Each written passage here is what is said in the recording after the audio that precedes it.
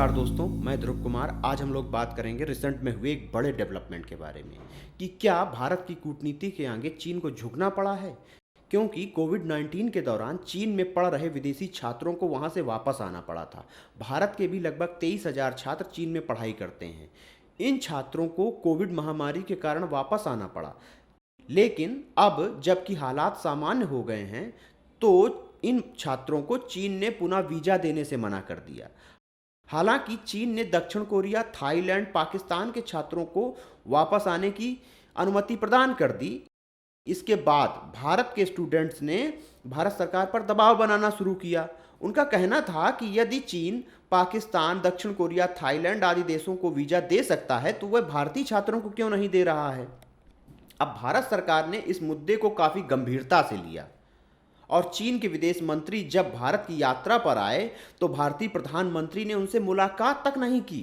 अंतर्राष्ट्रीय राजनीति में यह एक बहुत बड़ा कदम है, क्योंकि मेजबान देश के द्वारा मेहमान देश के राजनयिकों के स्वागत का एक परंपरागत तरीका है।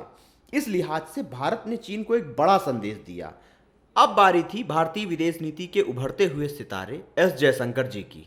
उन्होंने चीन को इस मुद्दे पर दो टूक सुनाते हुए कहा, यदि भारतीय छात्रों के धन और उनकी पढ़ाई के सालों को आपने बर्बाद किया तो हम आपके विरुद्ध कड़ी कार्रवाई करेंगे। भारत ने दबाव की रणनीति के तहत पहले चीन से आने वाले पर्यटकों के वीजा को रद्द कर दिया। फिर विदेश मंत्रालय ने अपने स्तर पर कई तरह से दबाव बनाए। इसके बाद चीन ने भारतीय छात्रों को चीन में अपनी पढ़ाई जारी रखने की अनुमति दे दी।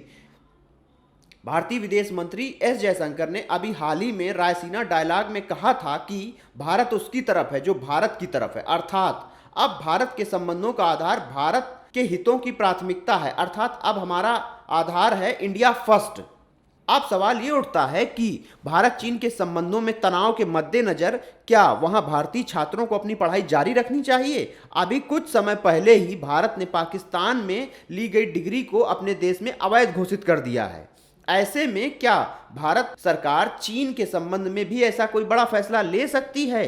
इस संबंध में अभी कुछ कहना जल्दबाजी होगी, लेकिन एक सिविल सेवा के अभ्यर्थी होने के नाते आपको इस संबंध में अपनी राय जरूर बनानी चाहिए कि क्या भारत सरकार को इस तरह का डिसीजन लेना चाहिए और क्या भारत के स्टूडेंट को चीन या पाकिस्तान में पढ़ाई के लिए जाना चाहिए।